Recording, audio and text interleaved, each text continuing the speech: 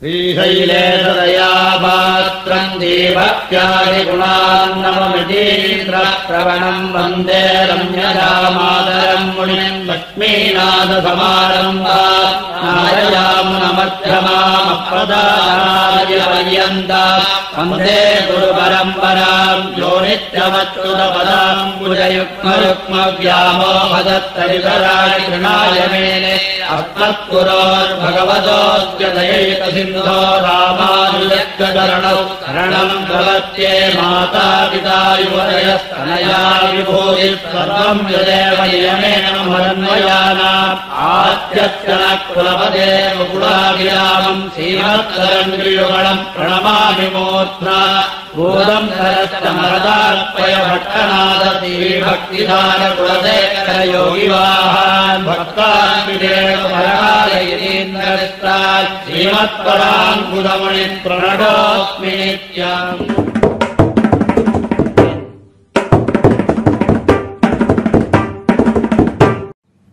गुरुमुखमनतीत्यप्राह वेदानशेषान् नरपतिपरिक्लिप्तम् शुल्कमादातु कामः शशरमरवन्द्यम् रङ्गनाथस्य साक्षात् द्विजकुलतिलकम् तम् विष्णुचित्तम् नमामि மங்களாசாசனத்தில் மத்துள்ளாழ்வார்கள் தங்கள் ஆர்வத்தடுவுதானண்ணி உங்கும் பரிவாலே வெள்ளிபுத்தூர் பட்டர்பிரான் பெத்தான் பெரியாழ்வார் என்னும் பெயர். பெரியாழ்வார் திருவள்ளியிலே 3ஆம் பத்திலே 9வது பதிகம் என்னாதன் தேவிக்கு என்ன துவங்கக்கூடிய பதிகம். இந்த பதிகம் 2 அவதாரங்களுடைய திவ்ய குணானுபவத்திற்கு நடுவிலே அமைந்திருக்கக்கூடிய பதிகம்.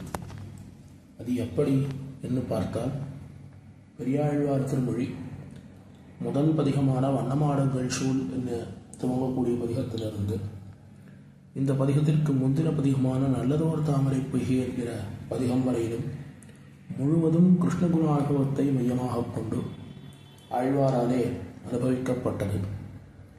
இந்த பதிகத்திற்கு மேல் 2 பதிகங்கள், அந்த 2 பதிகங்களும் முழுவதும் ராமகுணானுபவத்தை பிரதானமாக வைத்துக்கொண்டு ஆழ்வாராலே அனுபவிக்கப்படுகிறது.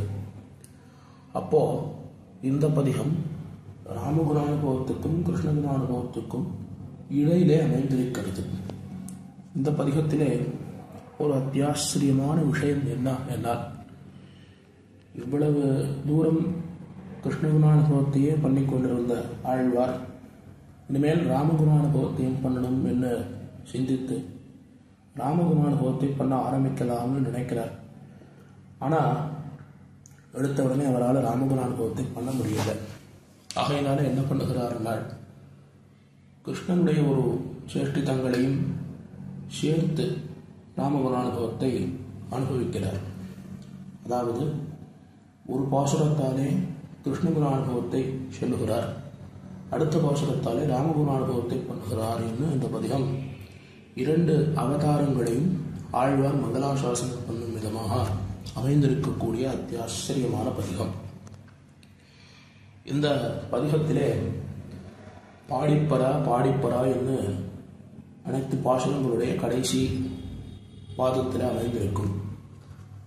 அந்த பாடிப்பறத்தல் என்பது உந்தி பறத்தல் என்று தமிழ் இலக்கணத்திலே ஒரு விஷயம் காட்டப்படுகிறது.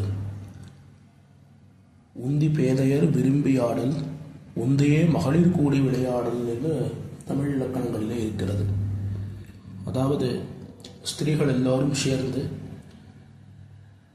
எம்பெருமானுடைய விஷயமாக அல்லது மற்றும் ஒரு விஷயமாக அந்த மேன்மையை, எம்பெருமானுடைய மேன்மையையும் கண்ணனுடைய குணங்களையும் ஒவ்வொருத்தர் கூடியிருந்து மகிழ்ந்து அனுபவித்தலே உந்தி பறத்தல் என்று காணப்படுகிறது. அத்தியாச்சரியமாக சுவாமி மணவாள மாமனிகள் தம்முடைய வியாக்கியானத்திலே உந்தி பிறக்கையாகிற லீலாரசம் கொண்டாடினார் என்று கோபியர்கள் கண்ணனுடைய வித்தாந்தங்களை ஒவ்வொருவர்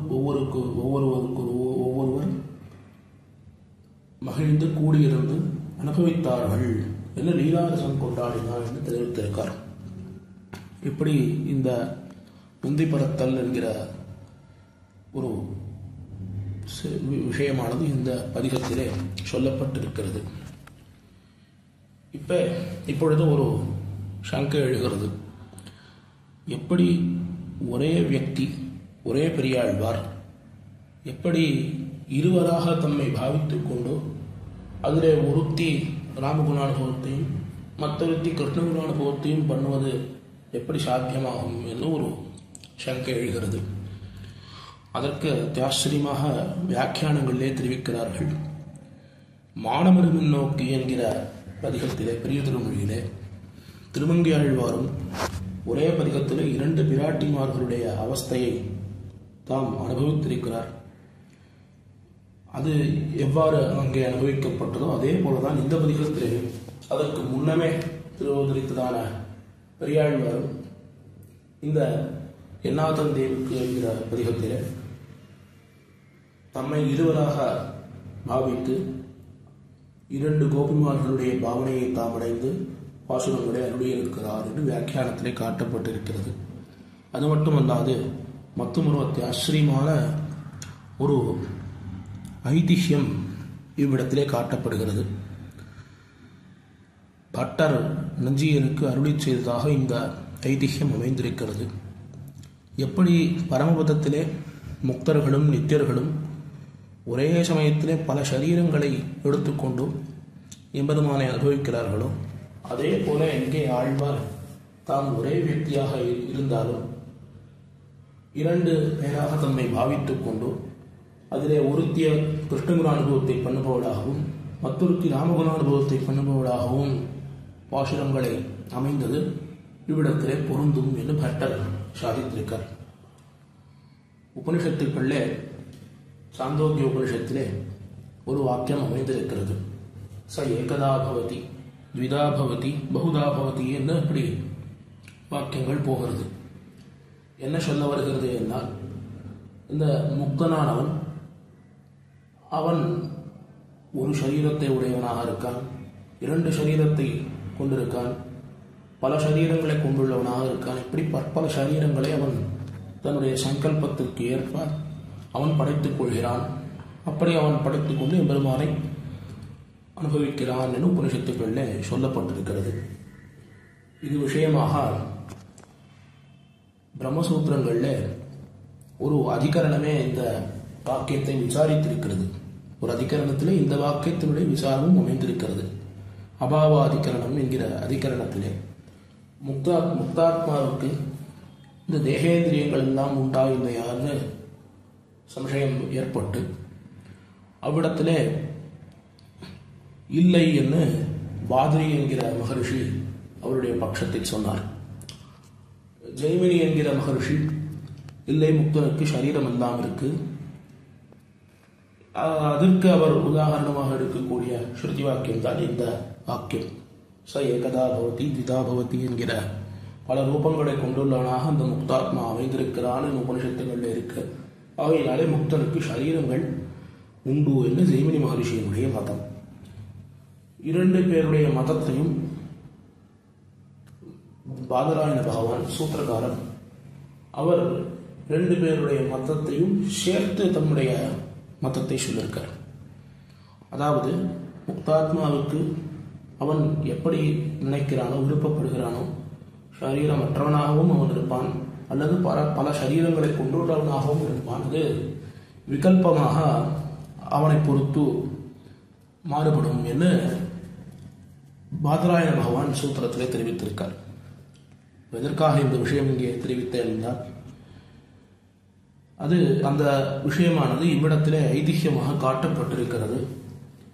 ஆழ்வார் இவ்விடத்திலே தம்மை இருவராக பாவித்து அதிலே ஒருத்தி கிருஷ்ணகுணானுபவத்தை பண்ணுபவளாகவும் மற்றொருத்தி ராமகுணானுபவத்தை பண்ணுபவளாகவும் இந்த பதிகத்திலே அமைத்திருக்கிறார் என்கிற ஒரு சரித்திரமும் ஐதிஹ்யமும் இவ்விடத்திலே காட்டப்பட்டிருக்கிறது. மேலே இந்த பதிகத்தினுடைய அர்த்தத்தை உண்டான அவகாசத்திற்கு ஏற்ப நாம் அனுபவிப்போம். முதல்ல கிருஷ்ணகுணானுபவத்தை பண்ணி ஆரம்பிக்கிறார். என்னாதன் தேவிக்கு அந்நின்ப பூ ஈயாதாள் தன்னாதன் காணவே தன் பூமரத்தினை வண்ணாத புல்லாள் வரியப் பறித்திட்டார் என் நாதன் வன்மையை பாடிப்பரா வெம்பிரான் வன்மையை பாடிப்பரா. இந்த கிருஷ்ணகுணானுபவத்தை கூறக்கூடிய பெண் பிள்ளை அவள் என்னாதன் என்னாதன் என்று கண்ணனை தெரிவிக்கிறார். என்னாதன் என்னுடைய சுவாமி, எனக்கு சுவாமி என்று கண்ணனுக்கு தான் அடிமை புகுந்த அந்த தன்னுடைய தாசியத்தை தெரிவிக்கும்படியாக அமைந்திருக்கிறது. என்னாதன் தேவிக்கு அன்பென்ப பூவியாதாள். இந்த சரித்திரமானது பாகவதத்திலே அத்தியாச்சரியமாக காட்டப்பட்டிருக்கிறது. நரகாசுர வதம் முடிந்த பிறகு சத்யபாமையும் கண்ணனும் இந்திரலோகத்திற்கு சென்றார்கள். அங்கே தேவேந்திரன், அவனுடைய மனைவியான இந்திராணி ஆகியோர் கண்ணனுக்கும் சத்யபாமா பிராட்டிக்கும் உபசாரங்களை எல்லாம் சமர்ப்பித்து அங்கே சல்லாபம் பண்ணி கொண்டிருக்கிறார்கள். அப்போ இந்த இந்திராணியானவள் ஒரு பாரிஜாத புஷ்பத்தை சூட்டிக் கொண்டிருக்கிறாள். அந்த புஷ்பமானது மிகுந்த கந்தத்தை உடையதாக இருக்கிறது. அதனுடைய வாசனை அப்படியே எல்லாரையும் ஈர்க்கும்படியாக அமைந்திருக்கிறது. அதை பார்த்தவுடன் சத்யபாமா பிராட்டிக்கு அந்த புஷ்பத்தை தானும் சூட்டிக் கொள்ள வேண்டும் என்று ஒரு ஆசை எழுந்தது. உடனே அவள் இந்திராணியிடத்திலே கேட்கிறாள், எனக்கும் அந்த புஷ்பத்திலே ஒரு புஷ்பம் கொடுக்கணுமே என்று கேட்கிறாள். அவள் உடனே, இல்லை, இந்த புஷ்பங்கள் தேவஸ்திரீகள் தான் இதை சூட்டிக் கொள்ள வேண்டும், மனுஷர்களுக்கு இந்த புஷ்பங்கள் கிடையாது என்று புஷ்பம் தராமல் மறுத்துட்டார். சாமான்யமாக லோகத்திலே ஒரு ஸ்திரீயானவள் புஷ்பம் சூட்டிக் கொண்டிருக்கிறாள் என்றால் பக்கத்திலே யாராவது சுமங்கலிகள் இருந்தால் அவர்களுக்கு தந்து ஆனந்த புஷ்பத்தை சூட்டிக் கொள்ள வேண்டும். இது சாமானிய லோக நியதி. ஆனால் அந்த இந்திராணியானவள் மனுஷன் தேவர்கள் என்கிற ஒரு பேதத்தை பார்த்து இந்த புஷ்பத்தை தராமல் இருந்துட்டார். கிருஷ்ணனும் சத்யபாமையும் அவ்விடத்திலிருந்து புறப்பட்டார்கள். சரி, இவரிடத்திலிருந்து இந்த புஷ்பத்தை வாங்க முடியாமல் போய்த்தே ஒரு வருத்தத்தோட வந்தாள் சத்யபாமா பிராட்டி. தேவேந்திரனும் தன்னுடைய ஒரு மிடுக்கை காண்பித்தான். கண்ணனிடத்திலிருந்து நரகாசுர வதம் வரையிலே உனக்கு காரியமானது தேவையாக இருந்தது. இந்த காரியம் முடிந்தது. முடிந்தவுடன் தன்னுடைய மிடுக்கை காண்பித்தான். சரி, என்ன பண்ணலாம்னு எம்பெருமான் நினைத்திருக்கும் போது அந்த பாரிஜாத மரத்தையே நாம் எடுத்துக்கொண்டு வரணும் என்று பெரிய திருவடியை கூப்பிட்டான். பெரிய திருவடி வண்ணாத புல்லால் வழிய பொருத்திட்டா. வண்ணாத புல். இந்த பெரிய திருவடியானவர் எப்படி இருக்காருன்னா வேதமயனா இருக்கார், சாமவேதமயனா இருக்கார் பெரிய திருவடி. அப்பேற்பட்ட அந்த தேஜஸ்வியான பெரிய திருவடியை அங்கே அனுப்பி அந்த பாரிஜாத புஷ்பத்தை சத்யபாமா பிராட்டியினுடைய அந்தப்புறத்தினை நடும்படியாக பண்ணினான் கண்ணனம் பெருமான் என்கிற சரித்திரம் இந்த பாசுரத்திலே காட்டப்பட்டிருக்கிறது. இந்த தேவேந்திரனுடைய மனைவியான இந்திராணி அவள் இந்த புஷ்பத்தை தராமல் மறுத்துட்டாள். எம்பெருமான் பார்த்தான், பெரிய திருவடியை அனுப்பினான். பெரிய திருவடி என்ன பண்ணார், வலிய பறித்தார். அவனிடத்திலே நீ குடு, நான் எடுத்துக்கிறேன் நான் சொல்லல. போனார். இந்திரன் கண் பார்க்கும்படியாக இருந்த சமயத்திலேயே அவனிடத்திலிருந்து அப்படியே பிடுங்கி எடுத்து கொண்டு வந்து இங்கே சத்யபாமா பிராட்டியிடத்திலே வந்து சேர்த்தார் என்று எம்பெருமானுடைய அந்த குணஜேஷ்டிதங்கள் இவ்விடத்திலே தெரிவிக்கப்பட்டிருக்கிறது. என் நாதன் வன்மையை பாடிப்பெற. எம்பெருமானுடைய அப்பேற்பட்ட ஒரு பராக்கிரமம் அத்தை பாடிப்பரா, பாடிக்கொண்டு உந்தி பரா. அதாவது எம்பெருமானுடைய அந்த சரித்திரத்துக்கு மங்களாசாசனம் பண்ணணும் என்ன எப்படி அவனுடைய மேன்மைக்கு பல்லாண்டு பாடுகிறார்கள் இந்த பாட்டாளி. இதற்கு அடுத்த பாசுரம் ராமகுணானுபவத்தை பண்ணக்கூடிய பெண் பிள்ளை உடனே ராமபிரானுடைய சரித்திரத்திலிருந்து சில விஷயங்களை தெரிவிக்கிறார். இது எப்படி அமைந்திருக்கிறது இந்த பதிகம் என்னால், முதல்ல கிருஷ்ணகுணானுபவத்தை பண்ணக்கூடிய பாசுரம், அதன் பிறகு ராமகுணானுபவத்தை பண்ணக்கூடிய பாசுரம். அப்படியே இந்த பதிகத்திலே பாசுரங்கள் அமைந்திருக்கிறது. இந்த பாசுரம் ராமபிரானுடைய ஒரு அத்தியாச்சரியமான வீரியத்தை தெரிவிக்கக்கூடிய பாசுரமாக அமைந்திருக்கிறது.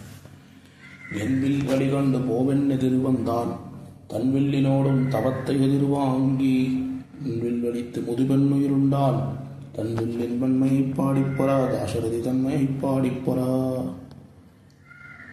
2 சரித்திரங்கள் இப்பாசுரத்தாலே தெரிவிக்கப்பட்டிருக்கிறது. இந்த சரித்திரம் முதல் 2 வரியாலே தெரிவிக்கப்பட்ட சரித்திரம் பரசுராமனோடு எம்பெருமானுக்கு நடந்த அந்த பரசுராம பகவானோடு ராமபிரானுக்கு நடந்த அந்த சந்திப்பை கூறக்கூடிய ஒரு சரித்திரமாக அமைந்திருக்கிறது. எம்பெருமான் விஸ்வாமித்திரரோட யாகத்தை சம்ரட்சிப்பதற்காக வனத்துக்கு செல்கிறான். விஸ்வாமித்திரர் முதல்ல தசரத சக்கரவர்த்தியின் இடத்திலே வருகிறார். வந்து ராமபிரானை யாக சம்ரக்ஷணார்த்தமாக அனுப்பி வைக்க வேண்டும் என்று பிரார்த்திக்கிறார். சக்கரவர்த்தி மறுக்கிறார். முதல்ல ஊன ஷோடச வருஷோமே ராமோ ராஜீவலோச்சனஹா என்று என்னுடைய குழந்தையான அந்த ராமனுக்கு இன்னும் 16 வயசு கூட நிரம்பல. அதற்குள்ளே அவனை யாக சம்ரக்ஷணார்த்தமாக நீ எப்படி கேட்கிறீரே, நான் என்ன பண்ணுவேன், எப்படி அவனை என்னால் தர முடியும் என்று சக்கரவர்த்தி முதல்ல மறுக்கிறார். உடனே விஸ்வாமித்திரர், தசரதா, உனக்கு உன்னுடைய மகன் உன் குழந்தையாக தருகிறான். ஆனால் அவன் எப்பேற்பட்டவன் என்பதை நான் அறிவேன், நீ அறிய மாட்டாய். அம்பேத் மகாத்மானம் ராமம் சத்தியபராக்கிரமம். நான் அறிவேன். அம்பேத் அந்த ராமபிரான் யார் என்பதை நான் அறிவேன். நான் மட்டும் இல்லை, உன்னுடைய சபையிலே அமர்ந்திருக்கிறாரே, தேஜஸ்வியா இருக்காரே வசிஷ்டர், அவரும் அறிவார். ஆகையினாலே நீ அவரிடத்திலே கேட்டுக்கொள். என்னிடத்திலே அவனுக்கு விசுவாசம் இல்லாமல் போகலாம், ஆனால் வசிஷ்டரிடத்திலே கேட்டுக்கொள். அவரிடத்திலே கேட்டு என்னோடு உன்னுடைய மகனை யாக சம்ரட்சணார்த்தமாக நீ அனுப்பி வைக்க வேண்டும் என்று அவர் கேட்கிறார், ஆணையிடுகிறார். உடனே சக்கரவர்த்தி அவருடைய வார்த்தைகள் எல்லாம் கேட்டு வசிஷ்டருடைய ஆணைக்கு இணங்க ததவு குஷிகபுத்திராயா என்று அவ்விடத்திலே வால்மீகி தெரிவிக்கிறார். ததவ் ஒரு அச்சேதன வஸ்துவை எப்படி தருவாரோ அதுபோலே ராமனையும் லக்ஷ்மணனையும் குஷிகபுத்திராய விஸ்வாமித்திரருக்கு அவர் தந்தார். அவரோட அனுப்பி வைத்தார் என்று அவ்விடத்திலே வால்மீகி பேசினார். எம்பெருமான் யாக சம்ரக்ஷணார்த்தமாக போனான். அங்கே நடந்த தாட்டகை வதம் அதெல்லாம் அடுத்த வரியிலே தெரிவிக்கிறார். முன்பில் வலித்து முதுபன்னுயிர் உண்டான். அதாவது இந்த பாசுரம் எப்படி அமைந்திருக்கிறது என்றால், பின்னால் நடந்த சரித்திரத்தை முன்னால் தெரிவிக்கிறது, அதற்கு முன்னால் நடந்த சரித்திரத்தை அதற்கு பின்னால் தெரிவிக்கிறது. இந்த டிசெண்டிங் ஆர்டர்னு சொல்லுவாரோ இல்லையோ அதுபோல அமைந்திருக்கிறது. மேலேருந்து கீழே ஏறாம கீழே இருந்து மேலே இறங்குறது. முதல்ல எம்பெருமான் யாக சம்ரக்ஷணார்த்தமாக வனத்திற்கு போகிற போது முதல்ல முன்பில் வலித்து முதுபன் உயிருண்டான். தாட்டகையை சம்ஹாரம் பண்ணினான். இந்த தாட்டகை அவள் யார் என்றால், அவள் சுகேதுங்கிற ஒரு யக்ஷனுடைய மகள். 1000 யானையினுடைய வலிமையை உடையவளாக இருந்தாள். யக்ஷியாகத்தான் இருந்தாள். அவளுடைய கணவன் அகஸ்திய முனிவருடைய கோபத்திற்கு ஆளாகி சாம்பலாகிட்டான். உடனே இவளுக்கு அந்த ஆக்ரோஷத்தோடு இவளுக்கு பிறந்த 2 புத்திரர்கள் சுபாகுவும் மாரீசன், இவர்களோட அகஸ்தியரை சென்று அவரோட போரிட வேண்டும் என்று கிளம்பும்போது அவர் சாபம் விட்டார். இவளுக்கு, இவ்வளவு நாள் நீ யக்ஷையாக இருந்தேன், இனிமேல் நீ ராட்சசியாக மாறிவிடுவாய் என்று சாபம் விட்டார். அகஸ்தியருடைய சாபத்திற்கு பிறகு இவள் பற்பல எல்லா யாகங்களையும் கெடுக்கிறாள். ரிஷிகள் எல்லோரும் யாகங்கள் பண்ணுவதற்காக வனங்களுக்கு சென்றால் அங்கே அந்தந்த இடங்களுக்கெல்லாம் போய் அந்த யாகத்தை இவள் கெடுக்கிறாள். இப்படி அந்த யாகத்துக்கு ஒரு பிரதிபந்தகமாக இவளும் இவருடைய புத்திரர்களும் இருந்தபடியாலே விஸ்வாமித்திரர் யாக சம்ரக்ஷணார்த்தமாக சக்கரவர்த்தி திருமகனை அழைத்து கொண்டு போனார். சக்கரவர்த்தி திருமகனும் இந்த தாட்டகையை வதம் பண்ணினார். சுபாகுவையும் வதம் பண்ணினார். மாரீச்சனை லேசாக விட்டு வைத்தார். இப்படி இந்த தாட்டகையை முதுபன் உயிருண்டான். தாட்டகையை அவர் வதம் பண்ணினார். தாட்டகையை வதம் பண்ணியாச்சு. யாக சம்ரட்சணம் பண்ணி யாகம் நன்காக நடந்து முடிந்தது. அதன் பிறகு என்ன ஆயிற்று? அங்கே கலந்து கொண்ட முனிவர்கள் எல்லோரும் எங்கேயோ புறப்பட்டார்கள். எம்பெருமான் கேட்கிறான், இது இந்த ரிஷிகள் எல்லாம் புறப்படுகிறார்களே, எந்த இடத்திற்கு இவர்கள் எல்லாம் புறப்படுகிறார்கள் என்று எம்பெருமான் கேட்க, மிதிலா தேசத்திலே ஒரு சுயம்பரமானது நடைபெறுகிறது.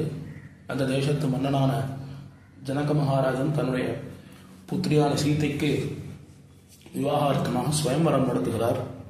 நாமும் அந்த இடத்துக்கு தான் போகிறோம் என்று கூட்டிக் கொண்டு போறார். அங்க எம்பெருமான் பிராட்டியை பார்த்தான். பிராட்டியும் எம்பெருமானை பார்த்தாள். இருவருக்கும் ஒரு மனப்பொருத்தமானது ஏற்பட்டு விட்டது முதல்லையே. பிறகு இந்த சிவதனுஷானது வைக்கப்பட்டிருந்தது அவதியாக. இந்த சிவதனுஷை யார் எடுக்கிறார்களோ அவர்களுக்கு நான் அப்பேற்பட்ட வீரனுக்கு என்னுடைய பெண்ணை மனம் முடித்து வைப்பேன் என்று ஜனக மகாராஜன் ஒரு நிபந்தனை விதித்திருந்தான். அதன் பிரகாரம் எம்பெருமானும் அந்த சிவதனுஷை எடுத்து நான் ஏற்றினான். எம்பெருமான் நான் ஏற்றின உடனே அந்த தனுஷானது உடைந்தது. உடனே ஜனக மகாராஜனும் இவனுக்குத்தான், இப்பேற்பட்ட இந்த வீரனுக்குத்தான் என்னுடைய பெண்ணை நான் மனம் முடித்து வைப்பேன் என்று சித்தமாகிட்டான். சரி, இவர் மனம் முடித்து வைப்பேன் என்று சொன்னால் போராது, அங்கே சக்கரவர்த்தியினிடத்திலே விஷயத்தை தெரிவிக்கணும். தசரதனோ சக்கரவர்த்தி, அவருடைய திருக்குமாரனுக்கு ஒரு விவாகம் என்று சொன்னால் எப்பேற்பட்ட ஒரு வைபவமாக நடைபெற வேண்டும். ஆகையினாலே சக்கரவர்த்தியினிடத்திலே விஷயத்தை தெரிவித்து அயோத்தியிலிருந்து அத்தனை ஜனங்களும் வந்து, சக்கரவர்த்தி இன்னும் பற்பல தேசத்து மன்னர்கள் எல்லாரும் வந்து எம்பெருமானுடைய அந்த திருக்கல்யாணம், எம்பெருமானுக்கும் பிராட்டிக்கும் நடந்த அந்த திருக்கல்யாணமானது ஒரு பெரிய கோலாகல வைபவமாக நடைபெற்று முடிந்தது. மறுபடியும் பெருமாளும் பிராட்டியும் அயோத்தியா பட்டணத்தை நோக்கி வருகிறார்கள். அப்படி நோக்கி வருகிற போது நடுவிலே பரசுராமன் வந்தார். பரசுராமர் அவர் எப்பேற்பட்டவர், அவருடைய சரித்திரம் என்ன என்றால், வெள்ளி மாமழிவேந்தி முன் மன்மிஷ மன்னரை மூவழிகால் கொன்ன தேவா என்று தெரிவிக்கிறார் திருமங்கையாளர். சத்திரிய குலங்களிலே மிகவும் கர்வத்தோடும் ஆணவத்தோடும் இருந்த அத்துணை அரசர்களையும் அழித்து கொண்டு வந்தார். மூவழிகால் கொன்ன தேவா, 21 தலைமுறைக்கு அவர் அழித்து கொண்டு வந்தார் என்று அவருடைய சரித்திரம் பறக்க பேசப்படுகிறது. ஏற்பட்ட அந்த பரசுராமர் எம்பெருமானை ராமபிரானை பார்த்து, தசரதராமனை பார்த்து நில் என்று சொல்லுகிறார். பரசுராமரை பார்த்த மாத்திரத்திலேயே சக்கரவர்த்தி மூர்ச்சையாகிறார். சக்கரவர்த்திக்கு ஒரு பயம். இந்த பரசுராமர் எப்ப வேணாலும் யுத்தம் பண்ணுவதற்காக வருவார். அப்போ அவர் ஒரே ஒரு எக்ஸப்ஷன் கொடுத்து வச்சிருக்கார். என்ன அப்படின்னா, யாருக்கு புதுசா விவாகம் ஆயிருக்கோ அவனோட 1 வருஷம் யுத்தம் பண்ணக்கூடாதுன்னு ஒரு எக்ஸப்ஷன் கொடுத்து வச்சிருக்கார். சக்கரவர்த்தி பார்த்தார். சரி, பரசுராமர் எப்பயாவது யுத்தம் பண்ண வராது அப்படின்னு விஷயம் தெரிஞ்சார். அந்த சமயத்திலே புதுசாக விவாகம் பண்ணிவிடுவார். இப்படி பரசுராமர் இடத்திலிருந்து யுத்தம் பண்ணாமல் அவர் தப்பித்துக் கொண்டே இருந்தார். அப்படிப்பட்ட அந்த பரசுராமன் தன்னுடைய திருமகனாரான ராமபிரானை பார்த்து நில் அப்படின்னு என்னோட யுத்தம் பண்ணுன்னு சொன்ன உடனே சக்கரவர்த்திக்கு என்ன பண்ணனே தெரியல, மூர்ச்சையாயிட்டார். சரி, இவர் பரசுராமனும் பிராமண சிரேஷ்டர். அவரிடத்திலிருந்து ராமபிரான் ஆசிகளை பெற வேணும். ஆனால் அவரோ இவரோட யுத்தம் பண்ணணும்னு துடிப்பா இருக்கார். சரி, எம்பெருமானும் பார்த்தான். என்னதான் சொல்றாருன்னு பார்ப்போம் என்று இறங்கிறான். என்ன பண்ணணும் என்று எம்பெருமான் கேட்க, ஏதோ நீ அந்த சிவதனுஷை முறித்தாய் என்று சொன்னார்கள். அந்த சிவதனுஷு ஒன்றும் அவ்வளவு பராக்கிரம் நிறைந்ததில்லை. ஏதோ முன்னாடி நடந்த ஹரிஹர யுத்தத்திலே இத்து போன தனுஷ் அது. யாராவது தொட்டா அப்படியே உளுத்து போய் விழுந்துடும். யாரும் தொடரல, அவ்வளவு பெருசா இருந்ததால யாரும் தொடாமல் இருந்தார்கள். அத்தை நீ தொட்டாய், அந்த தனுஷானது உடைந்து விட்டது. ஆகையினாலே நீ வீரன் என்று உன்னை நினைத்துக் கொள்ளாதே. என் கையிலே இருக்கக்கூடிய இந்த விஷ்ணு தனுஷ் இருக்கு, இந்த தனுஷை நான் ஏற்று நீ எப்பேற்பட்ட வீரன் என்பதை நான் பார்க்கிறேன். நான் ஏற்றினால் நீ வீரன் என்று நான் ஒப்புக்கொள்கிறேன். பரசுராமர் சவால் விட்டார். எம்பெருமான் பார்த்தான். சரி, நம்முடைய வில்லை நம்மிடத்திலே ஏந்த சொல்கிறார் என்று பார்த்து ஏந்தி நான் ஏற்றினான். இப்போ இதை எங்கே விடணும்னு கேட்டான் பரசுராமரை பார்த்து. அவருடைய செருக்கு அத்தனையும் அழிந்தது, அகங்காரம் அத்தனையும் பரசுராமருக்கு அழிந்தது. வில்லை ஏத்தியாச்சு, நான் ஏத்தியாச்சு, அம்பு தொடுத்தாயிட்டு எங்கேயாவது ஒரு இலக்கில விட வேணும். இலக்காக நான் எத்தை வைத்துக் கொள்ளான் பெருமான் கேட்டான். என்னுடைய செருக்கை நீ என்னுடைய தபோ வலிமையை நீர் இலக்காக எடுத்துக்கொள்ளும் என்று அவருடைய தபசக்தியை முழுவதும் பெருமான் வாங்கிண்டு அவருடைய செருக்கை நீக்கினான் என்ன அத்தியாச்சரியமான சரித்திரம். முன்வில் வலித்து முதுகன்மையிலுண்டாம் தன்வில்லின் உண்மையை பாடிப்பற. இந்த இடத்துல அத்தியாச்சரியமா தன்வில்லின்னு பாடி. அதனால தன்வில்லின் என்று சொல்வதற்கு ஒரு சூக்ஷ்மமான அர்த்தம் காட்டப்படுகிறது. பரசுராமனும் தசாவதாரங்களுக்குள்ளே ஒருவர் தான், ராமபிரானும் தசாவதாரங்களுக்குள்ளே ஒருவர் தான். இருவரும் பார்த்து கொண்டோ இருவருக்கும் ஒரு போட்டிங்கிறது இது எப்படி சரியா இருக்குமான்னு ஒரு சம்சயம் அங்கே அத்தியாச்சரியமாக தெரிவிக்கிறார்கள் வியாக்கியாத்தாக்கள். பரசுராமனுடைய அவதாரம் எப்பேற்பட்ட அவதாரம் என்னால் அது ஆவேச அவதாரம். பரசுராமர் என்பவர் ஒரு மனுஷர் தான்.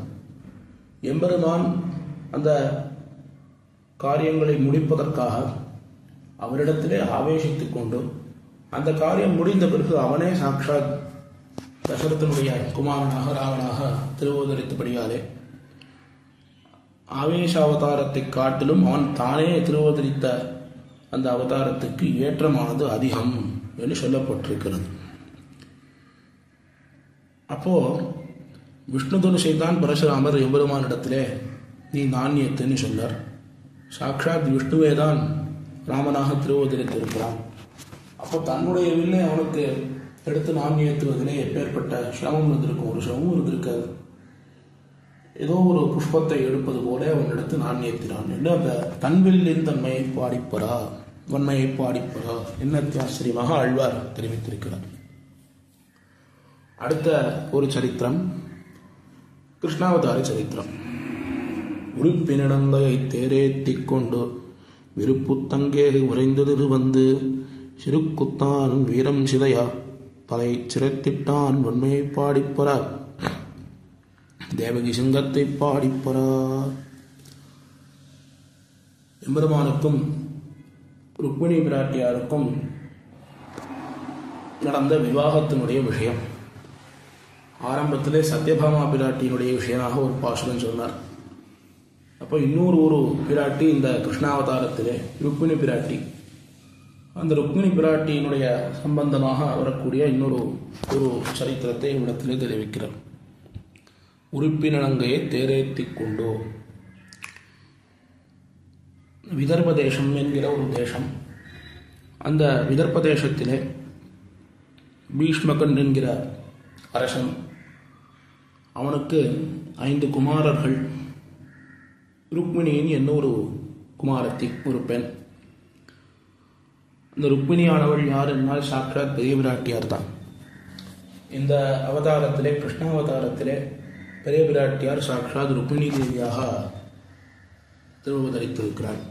இப்படி ராமாவதாரத்திலே சீதா பிராட்டியாக திருவதரித்தாளோ கிருஷ்ணாவதாரத்திலே ருக்மிணி பிராட்டி அவதரித்திருக்கிறாள். அப்போ அந்த ருக்மிணி பிராட்டிக்கு ஏற்ற ஒரு வரன் என்று சொன்னால் அது கண்ணன் தான். அவளுக்கு யுக்த வயசு ஆனவுடன் எம்பெருமான் தானே நேரடியாக சேர்ந்து அவளை தனக்கு தாரவார்த்து தர வேணும் என்று கேட்கிறான். இந்த ருக்மிணியினுடைய சகோதரன் ருக்மன் என்பவன், அவன் இல்லை உனக்கு இவளை தர முடியாது, ஏற்கனவே சிசுபாலனுக்கு நாங்கள்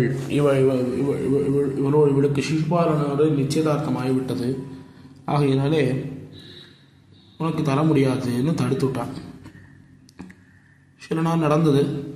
இப்படி கண்ணன் சரி தர முடியாதுன்னு சொன்னவுடன் கண்ணன் சரியான சந்தர்ப்பத்தை பார்த்து நாம் போவோம்னு கிளம்பி வந்துவிட்டான். கொஞ்ச நாள் ஆயிட்டு ருக்மிணி பிராட்டியினுடைய விவாகத்துக்காக ஒரு சுயம்பரமானது நடந்தேறியது. அந்த சமயத்திலே அத்தனை இளவரசர்களும் வந்திருக்கிறார்கள் அங்கே. ஆனால் ருக்மிணி பிராட்டியோ கண்ணனை பார்த்தவுடன் அவனோடு தான் எனக்கு மானிடவர்க்கு பேச்சுப்படி வாழ்கின்றேன்னு எப்படி ஆண்டாள் தெரிவிக்கிறாளோ அதே போல வேறு எந்த அரசரோடும் தனக்கு விவாகமானது ஏற்படாமல் எம்பெருமானோடு தான் தனக்கு விவாகம் ஏற்பட வேணும் என்று அவளும் எம்பெருமானை பிரார்த்தித்துக் கொண்டிருக்கிறாள். அதனாலே அந்த சமயத்திலே எம்பெருமான் கண்ணபிரான் அந்த ஒருவனை தூது விட்டான். தூது விட்டு நீ கவலைப்படாதே, எப்படியா இருந்தாலும் உன்னை நான் கூட்டிக் கொண்டு போகிறேன் என்று தூது விட்டு அவளுடைய மனதனை சாந்தப்படுத்தினான் எம்பெருமான். இப்படி இந்த சுயம்பரமானது முடிந்தது. கல்யாண முகூர்த்தமும் ஆயிற்று. சிசுபாலனோடு ருக்மிணி பிராட்டிக்கு கல்யாண முகூர்த்தம் ஆயிட்டு முகூர்த்த மணமேடையிலே உட்கார்ந்து அமர்ந்து கொண்டிருக்கிறாள். எல்லாரும் அவளோடு இந்த திருக்கல்யாண அந்த விவாகத்தை பார்த்து கொண்டிருக்கிறார்கள். கண்ணன் இதுதான் சமயம் என்று பார்த்தான். புறப்பட்டு போய் பலராமனோட புறப்பட்டு போய் ருக்மிணியை கவர்ந்து சென்றார். சிசுபாலன் மணமேடையில உட்கார்ந்து இருக்கான். என்ன பண்ணன்னு தெரியல. அத்தனை அரசர்களும் சிசுபா எல்லாரும் சண்டையிடுகிறார்கள். அவர்கள் எல்லாரையும் பலராமனோட சண்டையிடும்படியாக செய்து எம்பெருமான் ருக்மிணியை கவர்ந்து கொண்டு சென்றான். கவர்ந்து கொண்டு சென்ற சமயத்திலே இந்த ருக்மிணியினுடைய சகோதரன் அவனுக்கு கிருஷ்ணனிடத்துல ஏதோ ஒரு ஓரவஞ்சனை கண்ணனை பிடிக்கல. எப்படியாவது தன்னுடைய தங்கை எப்படி போனாலும் பரவாயில்ல, நான் கிருஷ்ணன் அண்ணா இருக்கக்கூடாதுன்னு அவனோட யுத்தம் பண்ணுவதற்காக வரான். எம்பெருமானும் பார்க்கிறான். சரி மைத்துனன் ஆயிட்டேன், எதுவும் பண்ணக்கூடாதுன்னு பார்க்கிறான். ஒரு சமயத்தில் என்ன ஆயிட்டு, இந்த ருக்மிணியை நோக்கி அம்புதிருக்கிறான். அவளை துன்புறுத்தணும்னு நினைக்கிறான். உடனே எம்பெருமான் பார்த்தான். அவனுடைய தலையை சிரைத்துட்டான். ஏற்பட்ட இந்த சரித்திரமானது சொல்லப்பட்டிருக்கிறது. சிசுபாலன் மணமேடையில உட்கார்ந்து இருக்கான். மணமேடையிலே விவாகத்திற்காக சித்தமா இருக்கான். அங்கேருந்து எம்பெருமான் அப்படியே இந்த ருக்மிணி பிராட்டியை கூட்டிக் கொண்டு போனான். ஆச்சரியமா சொல்லுவார்கள், பூர்வாங்கமாக பண்ண வேண்டிய கல்யாணத்துக்கு பூர்வாங்கமாக பண்ண வேண்டிய விஷயங்கள் எல்லாத்தையும் சிசுபாலன் பண்ணிட்டான். எம்பெருமான் தான் பாணி கிரகணம் பண்ணிட்டு போயிட்டான். ஆண்டாள் நாச்சியார்கள் வழியிலே தெரிவிக்கிற போது கண்ணாரங்கோடித்து கண்ணிதன்னை கைப்பிடிப்பான் என்ன அறிந்திருந்த சிசுபாலன் தேசழிந்து அண்ணாந்திருக்கவே அங்கவளை கைப்பிடித்த என்னாலன் பேரும் ஊர் பேரு மரங்கமே என்று திருவரங்கநாதன் விஷயமாக ஆண்டாள் தெரிவித்திருக்கான். இப்படி அந்த ருக்மிணி பிராட்டி அவன் கைப்பற்றி பிராட்டியோட சேர்ந்தான் என்கிற ஒரு சரித்திரம் கடைசியா தெரிவிக்கிற போது தேவகி சிங்கத்தை பாடிப்படா என்ன ஆண்டாள் யசோதை இளஞ்சிங்கம்னு கண்ணனை அனுபவித்தாள். இவர் தேவகி சிங்கத்தை பாடிப்பறார். தேவகி பிராட்டியோடு எம்பெருமானுக்கு இருக்கக்கூடிய அந்த சம்பந்தத்தை சொல்லி அப்பேற்பட்ட அவனுடைய குணங்களுக்கு நாம் பல்லாண்டு பாட வேண்டும் என்று இந்த பாசுரத்தாலே ருக்மிணி பிராட்டியுடைய ஒரு சம்பந்தம் சொல்லப்பட்டது. இந்த இரண்டு பாசுரங்களிலும், அதாவது முதல் பாசுரத்தில் என்னாதன் தேவிக்குங்கிற பாசுரத்தினாலும் இந்த பாசுரத்தினாலும் சொல்லக்கூடிய ஒரு சூக்ஷ்மமான அர்த்தம் என்ன என்னால், நமக்கு பிராட்டியோடு கூடின எம்பெருமான் தான் உத்தேசனே ஒழிய தனியாக இருக்கக்கூடிய எம்பெருமான் நமக்கு உத்தேசம் அல்ல. நாம் அனைவரும் மிதுநாயனர்கள். ஸ்ரீவைஷ்ணவ சம்பிரதாயத்திற்கு நாம் அனைவரும் மிதுநாயனர்கள் என்று அழைக்கப்படுகிறோம். ஒரு மிதுனமாக பெருமாளும் பிராட்டியும் கூடின அந்த சேர்த்தியிலே தான் நாம் அவனை பக்க வேண்டுமே ஒழிய தனியாக எம்பெருமானை பத்தக்கூடாது என்கிற ஒரு சூக்ஷ்மமான ஒரு அர்த்தமும் இந்த பாசுரங்களிலே சொல்லப்பட்டிருக்கிறது. இதற்கு அடுத்த பாசுரம் ஸ்ரீராமாயண விருத்தாந்தத்தை சொல்லுகிறார். வாத்துத்தாய் சென்று வனம் போக என்னடா, ஈத்துத்தாய் பின்தொடர்ந்து எம்பிரான் என்னடா, கூத்துத்தாய் சொல்ல கொடிய வனம் போனா, சீத்தமிலாதானை பாடிப்பரா, சீதமணாலனை பாடிப்பரா. சீதா கல்யாணம் ஆயித்து. எம்பெருமானும் பிராட்டியாரும் அயோத்தி பட்டணத்துக்கு எழுந்தருளி ஆயித்து. சக்கரவர்த்தியும் சரி, இனிமே நம்முடைய கடமை ஒன்றே ஒன்று தான் பாக்கி, ராமபிரானுக்கு பட்டாபிஷேகம் பண்ணணும். பட்டாபிஷேகம் ஆயித்து என்று சொன்னால் நம்முடைய கடமை எல்லாம் முடிந்துடும் என்று பட்டாபிஷேகத்திற்கு ஒரு நாள் பார்க்கிறார். நாள் பார்த்து அத்தனை ஏற்பாடுகளையும் செய்கிறார். எம்பெருமானும் பட்டாபிஷேகத்திற்கு சித்தமாக இருக்கான். இப்படி இருக்கக்கூடிய அந்த சமயத்திலே மந்திரை என்கிற கூனி, அவள் கைகேயினுடைய தாசி சேவகி, அவள் கைகேயினுடைய மனதை மாற்றி விட்டாள். கைகேயினுடைய மனதை மாற்றி விட்டு முன்பு அவள் எப்போதோ சக்கரவர்த்தியினிடம் வாங்கியிருந்த 2 வரங்களையும் இந்த சமயத்திலே வாங்கும்படியாக பண்ணிவிட்டாள். அவள் 2 வரங்களாக என்ன கேட்க சொன்னாள் என்றால், ராமபிரானை வனவாசத்திற்கு அனுப்பி வைக்கணும், பரதாழ்வானுக்கு முடிச்சு விட்ட வேணும்னு 2 வரமாக கேட்டாள். சக்கரவர்த்தியும் வரம் கொடுத்தாயிற்று. எனவே கொடுத்த வரத்தை திரும்பி வாங்கிக்க முடியாது, அதை நிறைவேற்றாமல் இருக்க முடியாது, அது தர்மத்துக்கு விரோதமாக ஆகிவிடும். ஆகையினாலே தந்த வரத்தை இவளுக்கு நிறைவேற்ற வேண்டும் என்று மனசில்லாமல் அவர் ஏற்றுக்கொண்டார். ஏற்றுக்கொண்டு ராமபிரானிடத்திலே இந்த விஷயத்தை சொல்லணும். சுமந்திரனை அனுப்புகிறார். சுமந்திரன் சென்று ராமபிரானிடத்திலே சக்கரவர்த்தி அழைக்கிறார் என்று சொல்லுகிறார். எம்பெருமானும் சக்கரவர்த்தியை திருத்தகப்பனாரை பார்ப்பதற்காக விரைந்து சென்றான். என்ன விஷயம் என்ன கேட்பதற்காக சென்றான். உடனே அந்த கைகேயியானவள், நீ வனவாசத்துக்கு செல்ல வேணும், பரதனுக்கு முடிசூட்ட வேணும் என்று திருத்தகப்பனார் விருப்பப்படுகிறார் என்று ராமனிடத்திலே சொன்னார். எம்பெருமானும் அதை உடனே அப்படியே தன்னுடைய வாக்கியத்தை, சக்கரவர்த்தியினுடைய அந்த வாக்கியத்தை, அவன் பித்ருவாக்கிய பரிபாலனத்தையே தன்னுடைய தர்மமாக கொண்டபடியாலே அப்படியே அவன் பிரசாதமாக ஸ்வீகரித்து உடனே வனவாசத்திற்கு புறப்படுகிறேன் என்று கிளம்பினான் என்பதும். அந்த சரித்திரத்தை இவ்விடத்திலே ஆழ்வார் தெரிவிக்கிறார். மாத்துத்தாய் சென்று வனம் போகே என்னடா. மாத்துத்தாய் என்னால் தன்னை பெற்ற தாயான கௌசல தேவியோடு ஒத்தவள், சமமானவள் சுமித்ரை தேவி. அவள் வனம் போகே என்னடா. அவள் பார்த்தாள், சுமித்ரை தேவி இந்த விஷயங்களை எல்லாம் பார்த்தாள். இப்படி நம்முடைய தகப்பனார் எப்பயோ கொடுத்த வரத்தை இந்த சமயத்திலே அவள் கேட்கிறாள்.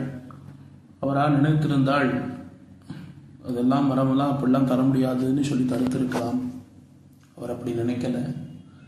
இவளும் இப்படி ஒரு வரத்தை கேட்டு தர்ம சங்கடத்திற்கு அவரை ஆளாக்கினாள். இப்படியெல்லாம் இந்த சந்தர்ப்பங்கள் எல்லாம் இருக்கிற சமயத்தில் நீர் எதற்காக இங்கே இருக்கணும், நீர் பணத்திற்கே போகும் என்று அந்த சுமித்ரை தேவியானவள் தெரிவிக்கிறாள். அவள் தெரிவித்து லக்ஷ்மணன் இளைய பெருமாள் இதற்குள்ளே அவளிடத்திலே சென்று, நானும் தமையனாரோடு வனவாசத்திற்கு செல்ல வேண்டும், அங்கே சென்றவருக்கு அந்தரங்க கைங்கரியங்கள் எல்லாம் செய்ய வேண்டும் என்று பிரார்த்திக்கிறார் தன்னுடைய திருத்தாயாரிடத்திலே. அவள் உடனே அத்தியாச்சரியமான ஒரு வாக்கியத்தை சொன்னாள். சிருஷ்டஸ்துவம் வனவாசாய. நீ எதற்காக பிறந்தாய் நினைக்கிற? ஏதோ நீ சுமித்ரையனுடைய மகனாக பிறந்தாய் நினைக்கிறாயா? வனவாசத்திற்கு போகணும், பெருமானுக்கு கைங்கரியம் பண்ணணுங்கிறதுக்காகத்தான் நீ பிறந்தாய். ஆயினால நீ என்னிடத்திலே சொல்லி நான் உனக்கு அனுமதி தந்தால் நீ போகணுங்கிற அவசியம் இல்லை. உன்னுடைய தர்மம் அது, உன்னுடைய ஸ்வரூபம், அதற்காகத்தான் நீ பிறந்தாய். ஆகினாலே நீ பெருமானோடு சென்றுதான் ஆக வேண்டும் என்று அவள் இளைய பெருமாளிடத்திலே இப்படி வார்த்தை சொன்னாள். அப்படி அந்த மாத்துத்தாயானவள் அவள் வனம் போகே என்னிடம் இப்படியெல்லாம் இந்த நிலைமை மாறிவிட்டது, இந்த இடத்திலே இருப்பதற்கு வனத்திற்கே போ என்று அவள் தெரிவிக்கிறாள். ஈத்து தாய் பின்தொடர்ந்து எம்பிரான் என்னடா. ஈத்து தாயான கௌசலை அவள் அவ்வளவு அழுகிறாள். எம்பிரான் எம்பிரான் என்னுடைய குழந்தை இப்படி அவன் வனவாசத்திற்கு போறானே, இப்படி ஒரு சக்கரவர்த்தி அனுப்பிச்சுட்டாரே, இப்படி வனவாசத்திற்கு போகிறானே என்ன சொல்வதுன்னு தெரியாமல் திகைத்து அழுது கொண்டிருக்கிறாள் இந்த கௌசலை. கூத்துத்தாய் சொல்ல கொடியவனம் போனா. கூத்துத்தாய் அவளை சொல்லுகிற போது திட்டுகிறார்கள். ஒரு கொடியவள், எப்பேற்பட்ட கொடியவள் என்னால் யமனை போல கொடியவள் என்று திட்டுகிறார்கள் இவ்விடத்தில். கூத்துத்தாய் சொல்ல கொடியவனம் போனான். கொடியவனம் எப்பேற்பட்ட கானகத்தை எல்லாம் பெருமான் கண்டிருப்பானா. ஏதோ விஸ்வாமித்திரரோட ஒரு யாக சம்ரட்சணார்த்தமாக போனான் என்னால் அது சிறிது காலம். இத்தனை வருஷங்கள் அவன் வனவாசத்திற்கு போகணும், ஒரு சக்கரவர்த்தியாக ஆகக்கூடிய சமயத்தில், ஒரு அரசனாக அவன் முடிசூட வேண்டிய சமயத்தில் கானகத்திற்கு போகணும் என்னால் அது எப்பேற்பட்ட ஒரு நிலைமை எம்பெருமானுக்கு கஷ்டம் ஏற்பட்டிருக்கு. கொடிய வனம் போன சீத்தமில்லாதானை பாடிப்புறான். எம்பெருமானுக்கு அந்த சீற்றம் என்பதே இல்லை. ஏதோ சக்கரவர்த்தி சொன்னார், நான் எதற்காக போகணும்னு அவன் நினைத்தா கேட்டிருக்கலாம், எத்தையும் அவன் கேட்டிருக்கல. தகப்பனார் சொன்னாரா, அப்படியே அதை அவன் பிரசாதமாக ஏற்றுக்கொண்டு அவருடைய வாக்கியத்தை தான் ஆணையாக ஏற்றுக்கொண்டு வனவாசத்திற்கு உடனே புறப்பட்டான். சீதவனாரனை பாடிப்புறான். சீதைக்கு வல்லவனான சீதாராமனாக எழுந்தருளியிருக்கக்கூடிய இந்த எம்பெருமான் அவனுடைய அந்த மேன்மையை நாம் மங்களாசாசனம் பண்ணணும் என்று தெரிவிக்கிறோம். இந்த இடத்துல இது ஒரு விதமான வியாக்கியானம். மற்ற ஒரு வியாக்கியானமும் அமைந்திருக்கிறது. இந்த இடத்துல மாத்துத்தாய் கூத்துத்தாய் என்கிற இடத்திலே ஒரு வேறு விதமான ஒரு வியாக்கியானம் அமைந்திருக்கிறது. எப்படி என்னால் மாத்துத்தாய் என்பது கைகேயி, கூத்துத்தாய் என்கிறது சுமித்ரை என்று திருவாய்மொழி பிள்ளை தெரிவித்திருக்கிறார். எப்படி என்னால் மாத்துத்தாய், அதாவது இந்த கைகேயியானவள் கௌசலையை காட்டும் மாறுபட்ட தாய், அப்படி மாத்துத்தாய் என்று தெரிவிக்கிறாள். அதே போல சுமித்ரை அவள் கூறுபட்ட ஹவிஸை உடையவளான, தான் உட்கொண்டவளான ஒரு தாய். சக்கரவர்த்திக்கு இந்த ஹவிஸானது தரப்பட்டது. யாகம் பண்ணினார், யாகம் நடத்தி புத்திரகாமேஷ்டி யாகம் பண்ணி அதனுடைய பிரசாதமான ஹவிஸு கிடைத்தது. அந்த ஹவிஸு அவர் 4ஆக பிரித்தார். வாஸ்தவமாக என்ன பண்ணியிருக்கணும், சரிசமமாக 3ஆக பிரித்திருக்கணும். ஆனால் அவர் 4ஆக பிரித்தார். சுமித்ரை தேவி எனக்கு 2 பங்கு தந்தையே ஆக வேணும் என்று அவள் வற்புறுத்தி இந்த 2 தடவை அந்த ஹவிஸை பெற்றுக்கொண்டார். அதிலே பாதி ஹவிஸை கௌசலை தேவிக்கு தந்தார். மீதி இருக்கக்கூடிய ஹவிஸிலே பாதி ஹவிஸை கைகேயிக்கு தந்தார். அதிலேயும் பாதி ஹவிஸை சுமித்ரைக்கு தந்தார். அதிலேயும் மீதி பாதி இருந்தது, அதை மறுபடியும் சுமித்ரைக்கே கொடுத்தார். அதிலே ஒரு சூக்ஷ்மம் காணப்படுகிறது. எதற்காக இவள் இப்படி இந்த ஹவிஸை கூறுபட்ட போது 2 ஹவிஸு தனக்கு வேணும், 2 பங்கு தனக்கு வேணும் என்று எதற்காக கேட்டாள் என்றால், இவள் நல்ல வேதாந்த ஞானமுடையவளாக இருந்தாள். எம்பெருமானுக்கு அடிமையாக ஒரு குழந்தையை தான் மீண்டெடுக்க வேணும், அவன் அடியவர்களுக்கு அடிமை செய்வதற்காக மற்றொரு சிசுவை தான் மீண்டெடுக்க வேணும் என்கிற ஒரு ஞானம் அவளுக்கு இருந்தபடியாலே அந்த ஹவிஸினை அவள் 2 முறை பெற்றுக்கொண்டு பாகவதர்களாக, எம்பெருமானுடைய பகவதடியாராக இருக்கக்கூடிய ஒரு குழந்தையும் பாகவதர்களுக்கு அடியாராக இருக்கக்கூடிய ஒரு குழந்தையும் அவள் பெற்றெடுத்தாள் என அவளுடைய ஞானம் கொண்டாடப்படுகிறது. இப்படிப்பட்ட ஒரு யோஜனை திருவாய்மொழி பிள்ளையினுடைய வியாக்கியானத்திலே சொல்லப்பட்டிருக்கிறது. இந்த ஒரு விஷயம், அதாவது இரண்டு யோஜனைகளிலும் சுமித்ரை என்ன சொல்றாள்? அவள் நீ இங்கே இருக்கிறதுக்கு வனத்துக்கே போய்விடுதுன்னு அவள் அப்படி எம்பெருமானை பார்த்து வேதனையோட தெரிவித்ததான வார்த்தை. இந்த வார்த்தை ஸ்ரீராமாயணத்திலேயே இல்லை.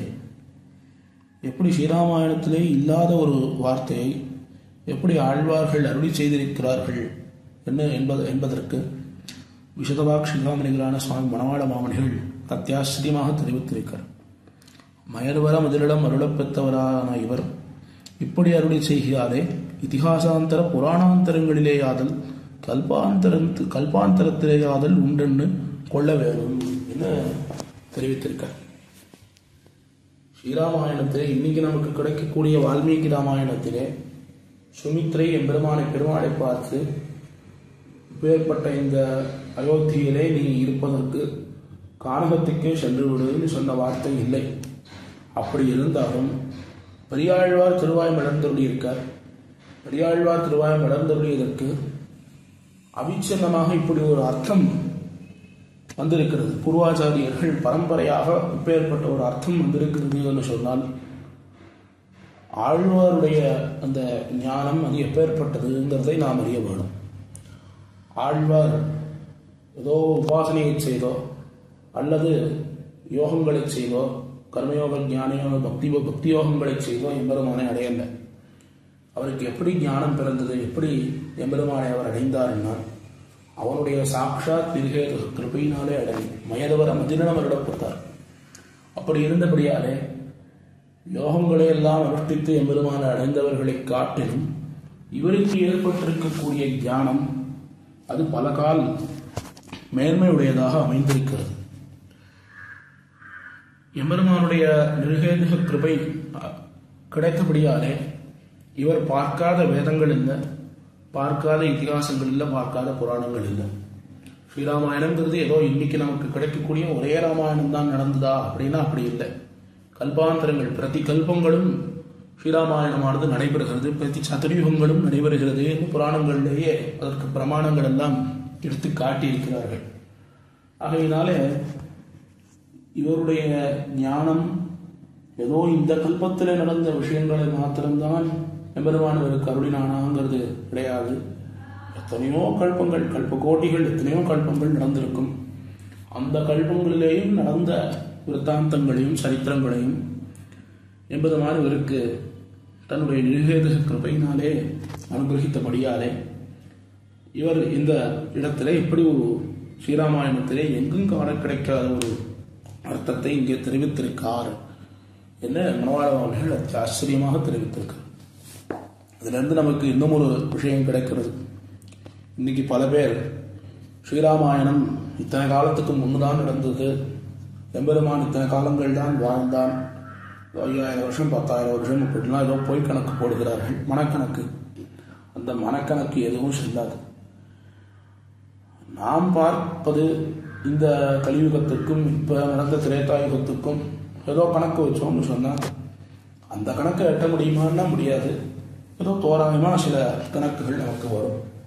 ஸ்ரீராமாயணம் எத்தனையோ காலத்துக்கு முன்னால் நடந்திருக்கும், வேறு கல்பத்தில் நடந்திருக்கும், வேறு யுகத்தில் நடந்திருக்கும். அந்த விஷயங்கள் எல்லாம் நம்முடைய கணக்காலே நம்மாலே சாதிக்கணும்னு நினைச்சா அது முடியவே முடியாது. எம்பெருமானுடைய நிர்ஹேது கிருபை அமையப்பெற்ற ஆழ்வார்களாலேத்தான் இப்படிப்பட்ட விஷயங்களை எல்லாம் சொல்ல முடியும். திவ்ய பிரபந்தங்கள்ல பல இடங்கள்ல ஆழ்வார்கள் கூறக்கூடிய சரித்திரங்கள் அது இதிகாச புராணங்கள்லேயே இல்லாத சரித்திரங்கள். அப்ப இதிகாச புராணங்கள்ல இல்லாத சரித்திரங்களே ஆழ்வார்கள் சொல்லுகிறார்களே, இப்போ சுயேட்சையா சொல்லுகிறார்களா என்னால் இல்லை. அவர்கள் எல்லாம் சிஷ்டர்கள் சொல்லுகிறார்கள் என்னால் அது கண்டிப்பாக வேதத்துக்கு புறம்பாகவோ வேதத்தினுடைய உபபிரமணங்களுக்கு புறம்பாகவோ இருக்காது என்பதை மீமாம்சா சாஸ்திரத்திலேயும் இன்னும் பற்பல சாஸ்திரத்திலேயும் விசாரித்து முடிவு செய்திருக்கிறார்கள். ஆகையினாலே அவர்கள் தெரிவித்ததான வார்த்தைகளில் இருக்கக்கூடிய சரித்திரங்கள் அது எந்த காலத்திலேயோ எந்த யுகத்திலேயோ நடந்திருக்கக்கூடும் என்கிற ஒரு விஷயமும் நாம் அறிந்து கொள்ள வேண்டியது. இப்படி இந்த சரித்திரம் எம்பெருமானுடைய ஸ்ரீராமாவதார சரித்திரத்திலே கூறப்பட்ட விஷயத்தை சொன்னார். உடனே மறுபடியும் கிருஷ்ணகுலானுபவம் பண்ண துவங்குகிறார். பஞ்சமரு தூதனாய் பாரதம் கை செய்து நஞ்சுமிழ் நாங்கிடந்த நற்பொய்கமுக்கு அஞ்ச பணத்தின் மேல் பாய்ந்து அருள் செய்த அஞ்சன வண்ணனை பாடிப்பரா அசோதகன் சிங்கத்தை பாடிப்பரா பஞ்சவர் தூதனாய் பாரதம் கை செய்து எம்பெருமான் பாண்டவர்களுக்கு தூது போனான். தூது சென்னாய் கொடுபாண்டவர் காய் என்ன இந்த தூது போனதுக்கு ஒரு ஆச்சரியமான சரித்திரம் திருமங்கை ஆழ்வார் தெரிவித்திருக்கார் திருமொழியில். 300 தூது வானரத்தின் வாயில் மொழிந்து அரக்கன் 100 தன்னை வாழியினால் மாறம் நின்று அவனே பின்னோர் தூது ஆதி மன்னர்காகி பெருநிலத்தால் இந்நாள் தூதனனை நான் எவ்வுள் கிடந்தானே. எம்பெருமான் திருவள்ளூரிலே வீட்டிருக்கக்கூடிய எம்பெருமான் யார் என்னால் 300 தூது வானரத்தின் வாயில் மொழிந்து திருவடி ஸ்ரீராமாவதாரத்திலே தூது போனார் லங்கைக்கு. தூது போன சரித்திரங்களை எல்லாம் வந்து சொன்னார் ராமனிடத்தில். ராமபிரான் கேட்கிறான், அந்த சாகசங்களை எல்லாம் கேட்கிறான். தூது போகிறதுல இவ்வளவு சுவாரஸ்யம் இருக்கான்னு எம்பெருமான் உணர்ந்து தூது போகிறதுக்காகவே ஒரு அவதாரம் எடுக்கணும்னு அடுத்த கிருஷ்ணாவதாரம் எடுக்கிறான். அவனே பின்னோர் தூது ஆதி மன்னர்காய் பெருநிலத்தார். அவனே பின்னோர் தூது. எந்த ராமன் திருவடியினுடைய தூது போன விற்த்தாந்தத்தை எல்லாம் கேட்டானோ அதே ராமபிரான் தான் கண்ணனாக திருவதரித்தான். அவன்தான் இந்த திருவள்ளூர் திவிதேசத்திலே கிடந்தபடியே சேவை சாதிக்கிறான் என்று திருமங்கை ஆழ்வார் தெரிவிக்கிறார். இப்படி கிருஷ்ணாவதாரம் எடுத்ததற்கு முக்கியமான காரணங்களிலே ஒன்று தூது போகணும் என்கிற ஒரு காரணம்.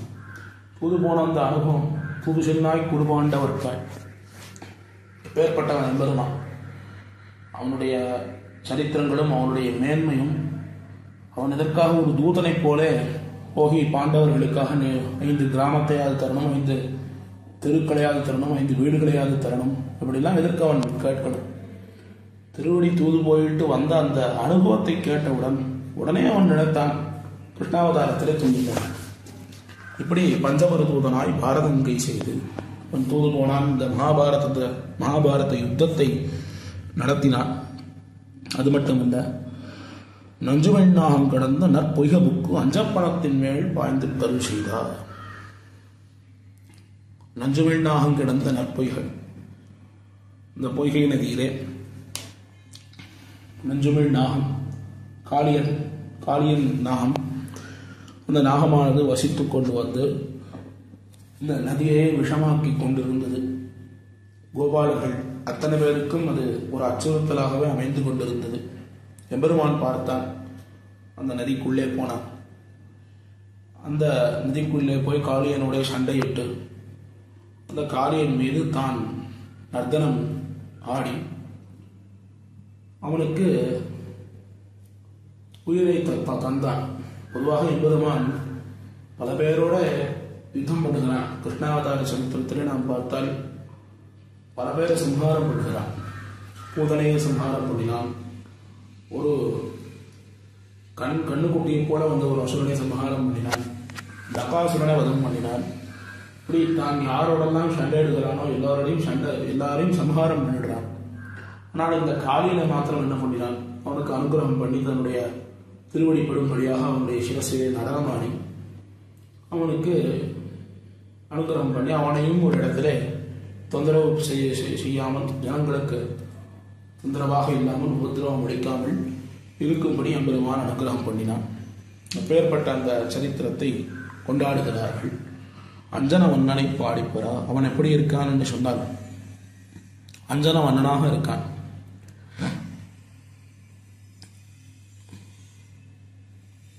அசோதிதன் சிங்கத்தை பாடிப்பரா. முன்னாடி தேவகி சிங்கத்தை பாடிப்பரா என்றார். இப்பொழுது அசோதி சிங்கத்தை பாடிப்பரா. முதலிலே 2 பிராட்டிமார்களையும் சொன்னார். எம்பெருமானுடைய சத்தியபாமா பிராட்டி, ருக்மிணி பிராட்டி, இந்த 2 பிராட்டிமார்களும் கண்ணனும் அவர்களுக்கு நடந்த அந்த விற்த்தாந்தங்களை சொன்னார். இப்பொழுது எம்பெருமானுடைய 2 திருத்தாயார்கள், தேவகியினுடைய திருக்குமாரமான எம்பெருமான் திருவந்தரித்தபடியாலே அவளுக்கும் எம்பெருமானுக்கும் இருக்கக்கூடிய சம்பந்தத்தை சொல்லி அந்த ஒரு நிலைக்கு மங்களாசாசனம் பண்ணார். இப்போ யசோதையுடன் சிக்கமாக இருக்கிறபடியாலே இந்த விற்த்தாந்தத்தை சொல்லுகிறார். இதில் இன்னும் ஒரு சூக்ஷ்மமான அர்த்தத்தை பார்த்தால், எம்பெருமான் காளிங்க நர்த்தனம் பண்ணுகிறதான சமயத்தில் அவன் யசோதையினுடைய புத்திரனாகத்தான் இருந்தார். யசோதையினுடைய புத்திரனாக இருந்து அங்கே திருவாய்ப்பாடியிலே அத்தனை விதமான சேஷ்டிதங்களையும் அவளுக்கு காண்பித்து நந்தன் யசோதை தான் தெய்வனங்கு எல்லாம் தெய்வனங்கு யசோதகுத்தாரே என்று தேவகி வருந்தும்படியாக அவளுக்கு அத்தனை விதமான சேஷ்டிதங்களையும் அவன் காண்பித்து அவனுடைய இளஞ்சிங்கமாகத்தான் இருந்தான். பிறகு கம்சனுடைய வதமானதாயித்து பிறகுதான் அவன் தேவகி வசுதேவருடைய சேர்ந்தான் என்று இருக்கிறபடியாலே இந்த காளிங்க நர்த்தன சரித்திரமானது அவன் யசோதை புத்திரனாக இருக்கிற போதே செய்தது. ருக்மிணி பிராட்டியை அவன் பரிணயம் பண்ணிக்கொண்டது, விவாகம் பண்ணிக்கொண்டது. அது பல காலங்களுக்கு பிறகு. அப்பொழுது அவன் தேவகியினுடைய புத்திரனாக இருந்தான் என்கிறபடியாலே அந்த சமயத்திலே தேவகி பிராட்டியோடு அவனுக்கு இருந்த சம்பந்தத்தை பாடினார். இது திருவாய்ப்பாடியிலே நடந்த சரித்திரமாகியாலே யசோதை பிராட்டியோடு அவனுக்கு இருக்கக்கூடிய சம்பந்தத்தை சொல்லி அவனுக்கு மங்களாசாசனம் பண்ணியிருக்கார். இப்படி கிருஷ்ணாவதாரத்தை மங்களாசாசனம் பண்ணி மறுபடியும் ராமாவதாரத்துக்கு வருகிறார். முடியொன்னி மூலகங்களும் ஆண்டு நடிகேற்கருடன் அவன் பின் தொடர்ந்த படியல் குணத்து பரத நம்பிக்கு அந்நடுநிலை இந்தானை பாடிப்பற அயோத்தியர் கோமானை பாடிப்பற. எம்பெருமான் ராமபிரான் காட்டிற்கு போனான், வனத்துக்கு போனான்கிற விஷயத்தை முந்தின பாசுரத்திலே சொன்னார். அதன் பிறகு என்ன ஆயிட்டுங்கிறத இந்த பாசுரத்திலே சொல்றார். எம்பெருமான் இப்படி காட்டிற்கு சென்ன சரித்திரத்தை அறிந்த பரதாழ்வான், அதாவது எம்பெருமானுக்கு இந்த வைபவங்கள் எல்லாம் இந்த சந்தர்ப்பங்கள் எல்லாம் நடக்கிற சமயத்திலே பரதாழ்வான் ஊரில் இல்லை, கேக்கை நாட்டுக்கு போயிருந்தான். கேக்கை நாட்டிலிருந்து திரும்பி அயோத்திக்கு வந்து அங்கு நடந்த நிகழ்ச்சியை எல்லாத்தையும் அவன் கேட்டு ரொம்ப வருந்தினான். ரொம்ப வருந்தி அவன் அத்தியாச்சரியமான வார்த்தையை சொல்லுகிறான். நமந்தராயாக நமாதுரஸ்யாக நமந்தராயாக நமாதுரஸ்யாக என்று துவங்கி இந்த குத்தம் யாருடையது என்று தெரிவிக்கிற போது நம் அப்பாபமேவா திருநிமித்தமாசீத் வனப்பிரவேசே ரகுநந்தனஸ்ய. முதல்ல யோசிக்கிறான், இந்த கைகேயனுடைய மனசை மாற்றினவள் யாரு? கூணி, அவள் பண்ண சரிதானே, அவளை பார்ப்போம், அவளுக்கு ஒரு பாடம் போட்ட வேணும் என்று புறப்படுகிறான். 2 அடி நடக்கிறான். இல்லை அவள் பண்ணினது தப்பு இல்லை என்று தெரிவிக்கிறான். மாதுரஸ்யாக, இந்த தாயானவள் கைகேயி, இவளுக்கு எங்கே புத்தி போச்சு? ஒரு வேலைக்காரி அவள் ஏதோ சொல்லி இவளை திசை திருப்புகிறாள், இவருடைய நல்ல மனசனை கெடுக்கிறாள். இவனுக்கு எங்கே போச்சு புத்தி? இப்படியா யாராவது ஒரு வரத்தை கேட்பா என்ன? அவளை சென்று கண்டிக்கணும்னு புறப்படுகிறான். உடனே மறுபடியும் 2 அடி எடுத்து வைக்கிறான், மறுபடியும் நின்றுட்டான். சக்கரவர்த்தி மேலதான் குத்தம். இவ்வளவு சொல்லியும் குத்தம் இல்லை, அவள் ஏதோ பாவம் பெண் பிள்ளை, அவளுக்கு என்ன தெரிய போறது? சக்கரவர்த்தியின் இடத்துல தான் குத்தம்.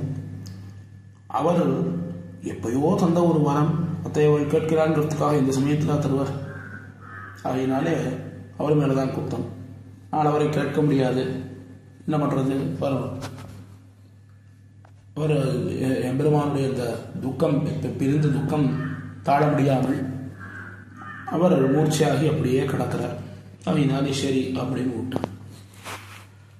அடுத்து யோசித்தான், ராமபிரான் மேல தான் குத்தம் என்ன ராமபிரான் மேல என்ன குத்தம் இல்லை?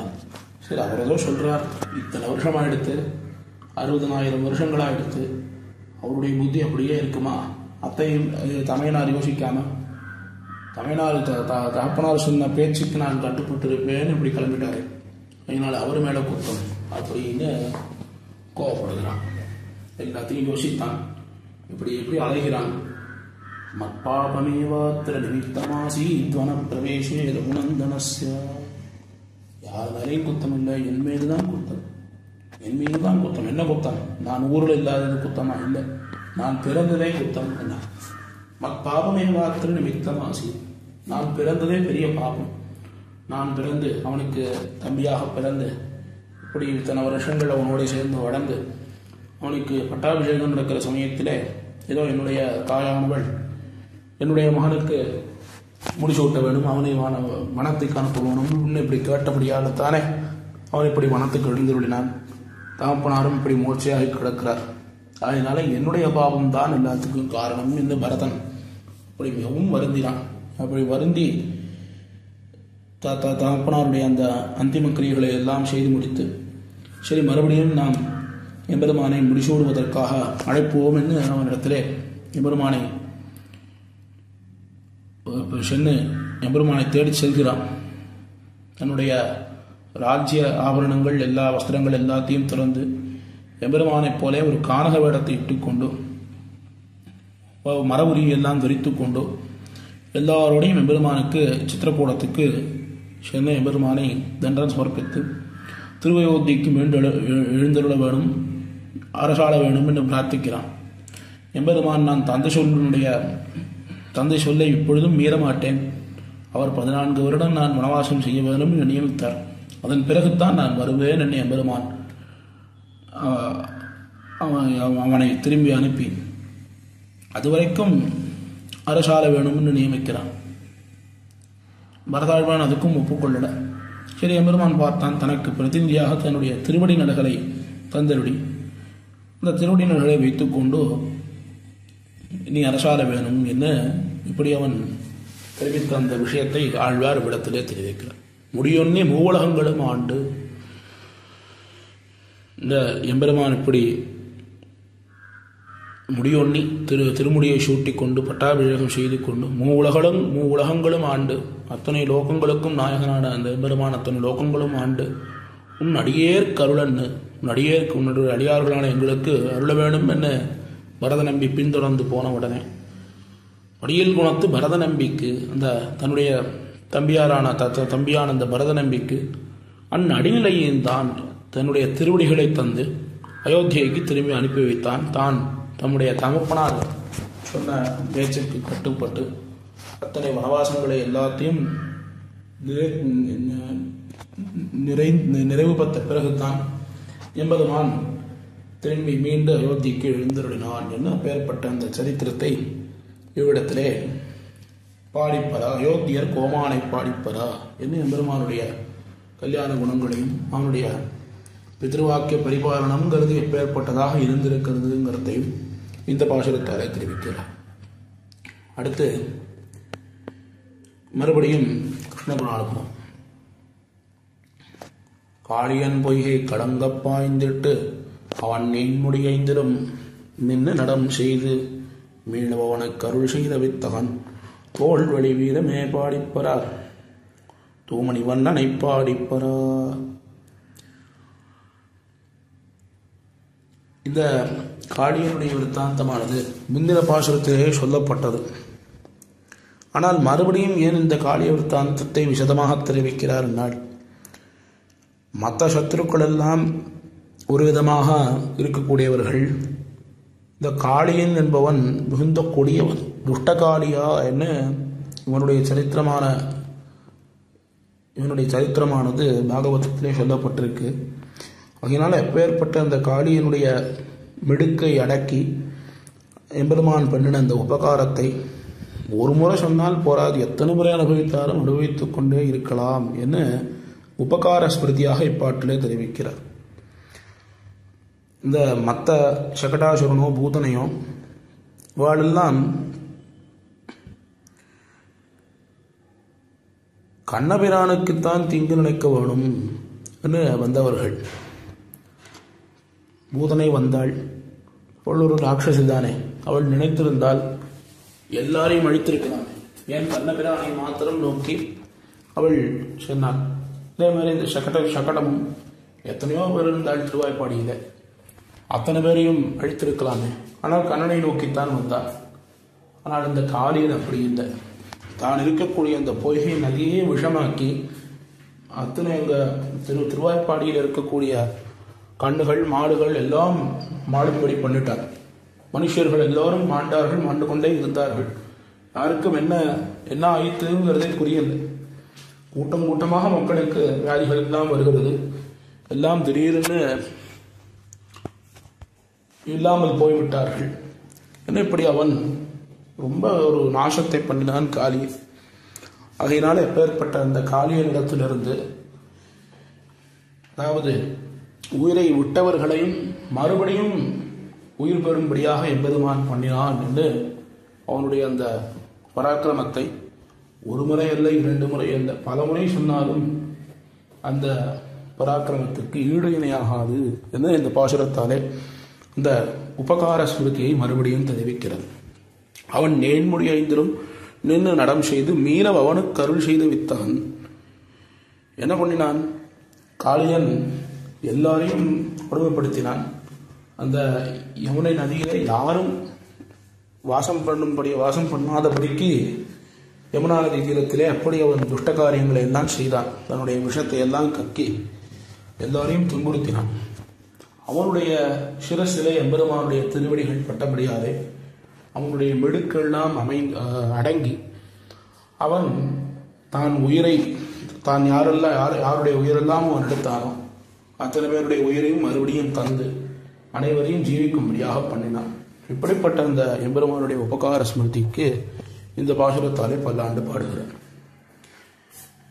இதற்கு அடுத்த பாசுரம், தார்க்கிடம் தம்பி கரசீந்து தண்டகன் நூத்தவள் சொற்கொண்டு போகி உடங்கிழை சூர்பனகாவை செவியிடுமூக்கு அவளார்க்கவரிந்தானை பாடிப்பற அயோத்திக்கரசனை பாடிப்பற.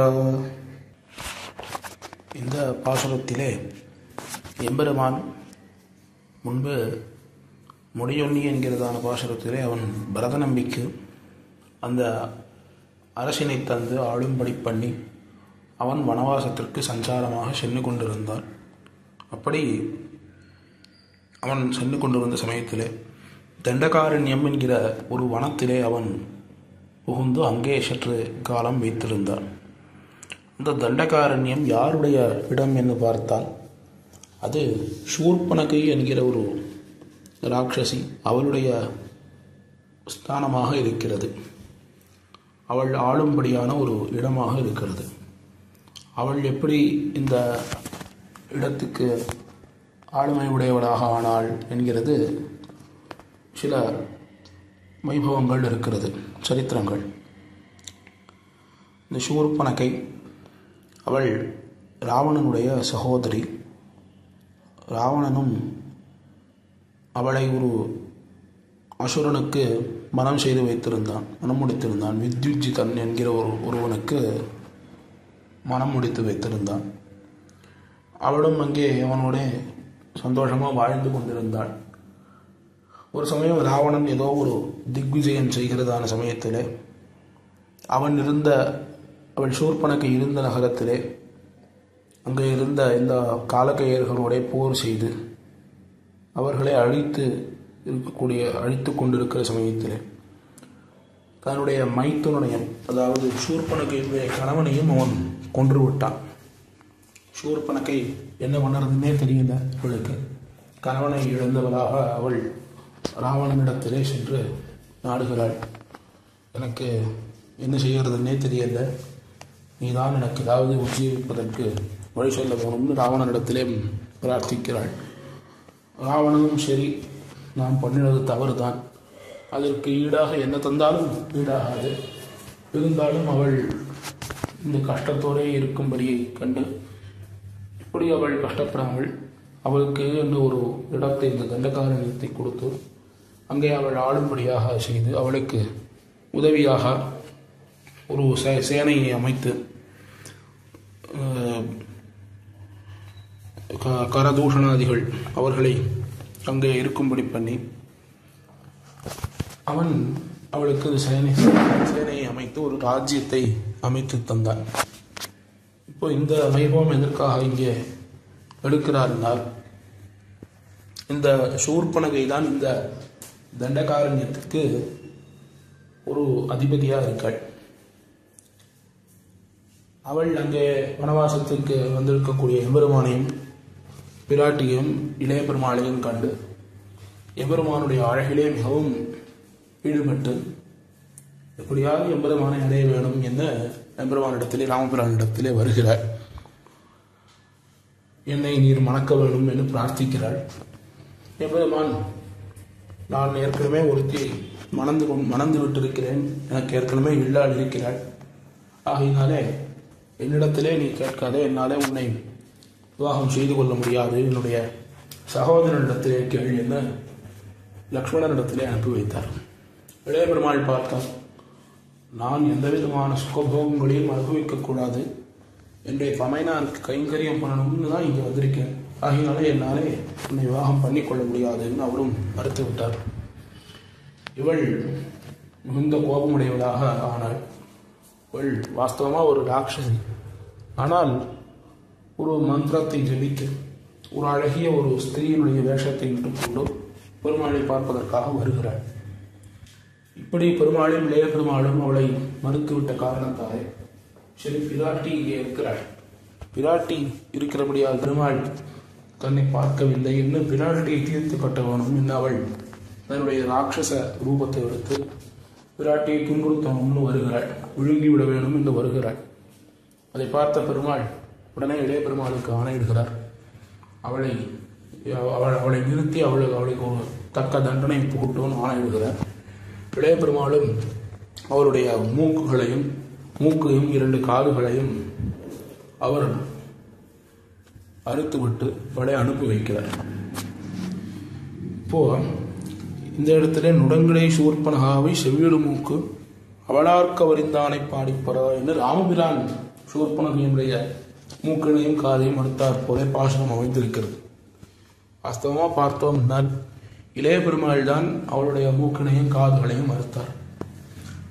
அப்படி இருக்கிற சமயத்தில் எப்படி ராமபிரான் வைத்தான் என்றால், ராமபிரான் அவளுடைய மூக்கினையும் காதுகளையும் அறுத்தான் என்று எப்படி சொல்ல முடியும் என்றால், இளைய பெருமாளோ ராமஸ்ய தட்சிணோபாகு என்று அவனுக்கு வலக்கையாகவே இருக்கிறார். அவர் வேறல்ல, எம்பெருமான் வேறல்ல என்னும்படியாக எம்பெருமானுக்கு அவர் ஷரீரமாக இருக்கிறார், ஒரு ஷரீர பாவத்தோடு இருக்கிறார். அப்படி இருக்கிற சமயத்திலே எம்பெருமான் சொன்னதான அந்த செயலை அவர் செய்தபடியாலே அது அவர் செய்ததாக ஆகாது, எம்பெருமான் செய்ததாகத்தான் ஆகும். பெருமாள் ராமபிரானை அவளுடைய மூக்கையும் காதையும் அறுத்ததாகத்தான் ஆகும் என இவ்விடத்திலே வியாக்கியாதாக்கள் தெரிவித்திருக்கிறார்கள்.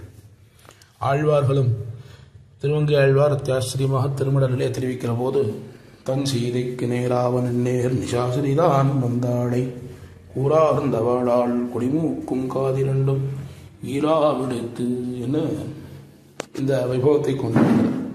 இன்னும் பற்பல விஷயங்களிலே ஆழ்வார்கள், பற்பல இடங்களிலே ஆழ்வார்கள் இந்த சரித்திரத்தை தெரிவிக்கிற போது ராமபிரான் தான் அவருடைய மூக்கையும் காதுகளையும் அறுத்தான் என்னும்படியாக தெரிவிக்கிறபடியாலே எம்பெருமான் இப்படி பிராட்டியை காப்பாற்றுவதற்காக சூர்பனகையினுடைய மூக்கையும் காதுகளையும் மறுத்தான்.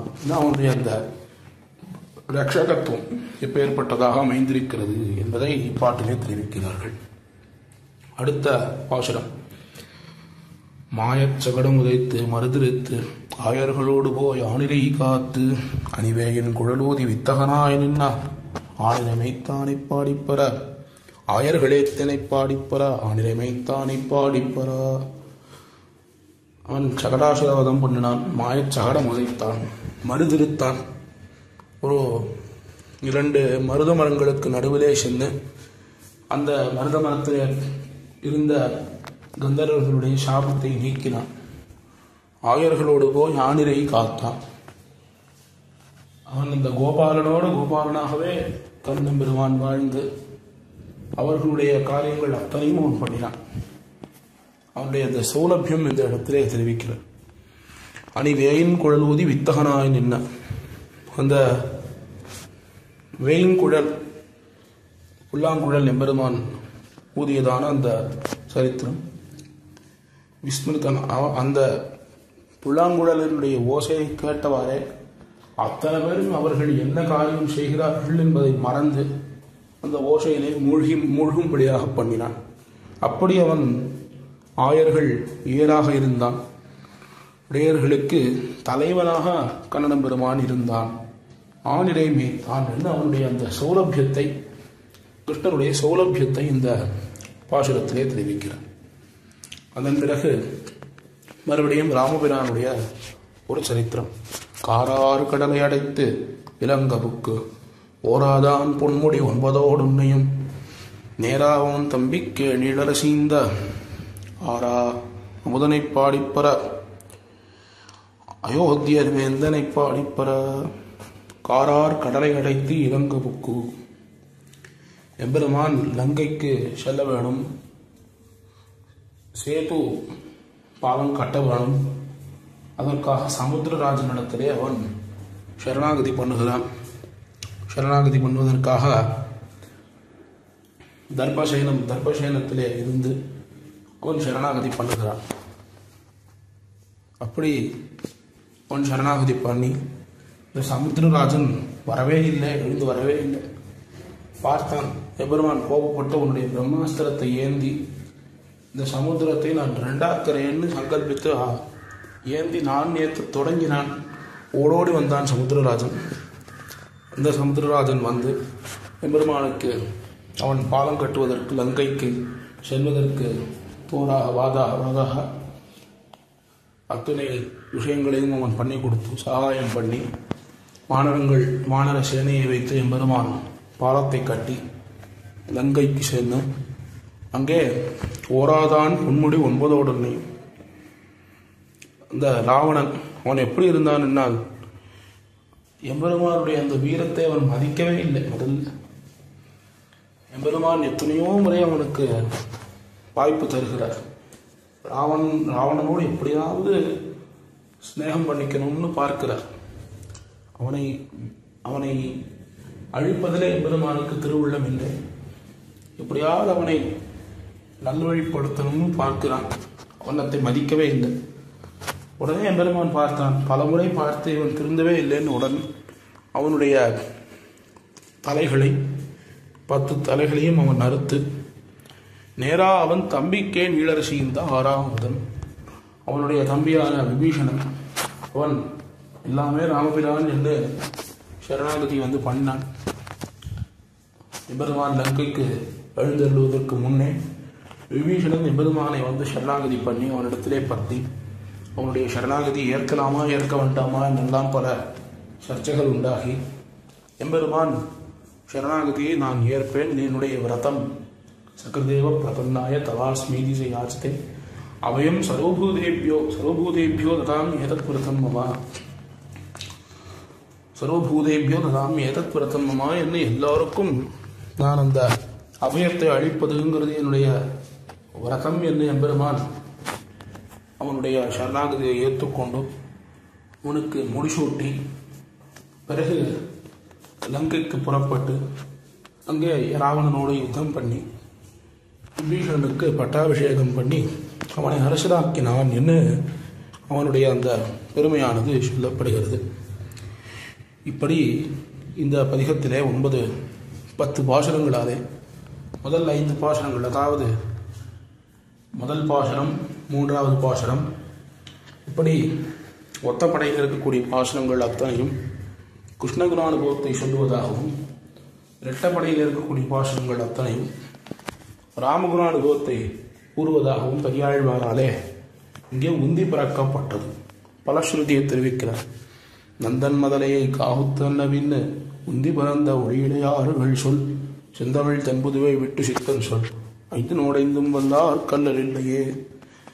நந்தன் மதலை, நந்தகோபருடைய குமாரனான கண்ணன், காகுத்தன், காகுஸ்தன் ராமன், ராமபிரானையும் இப்படி இவர்கள் என்ன பண்ணார்கள்? கோபிமார்கள் உந்தி பிறந்தார்கள்.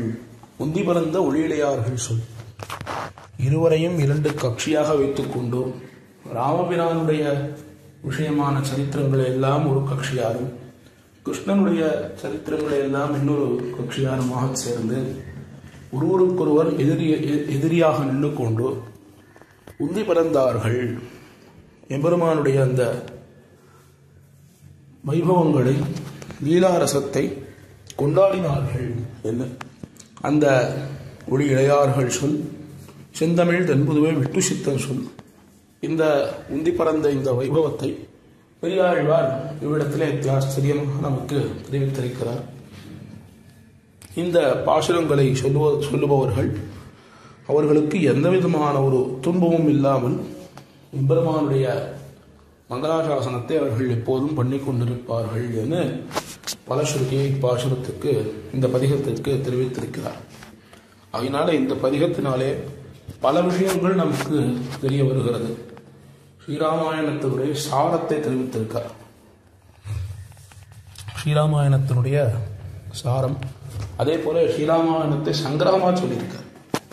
எப்படி என்ன என்வில் வழி கொண்டு போ என்கிற பாசுரத்திலிருந்து பார்க்கணும். முதல்ல என்ன ஆயிற்று, முன்வில் வலித்து முதுபன் உயிர் உண்டான், அதாவது தாட்டகையை வதம் பண்ணினான். அதன் பிறகு பரசுராமருடைய அவருடைய மிடுக்கை நீக்கினான். அதன் பிறகு அப்படியே வந்து பார்த்தால் அவனுக்கு பட்டாபிஷேகமாகக்கூடிய சமயத்தில் அவன் கானகத்திற்கு அனுப்பப்பட்டான்.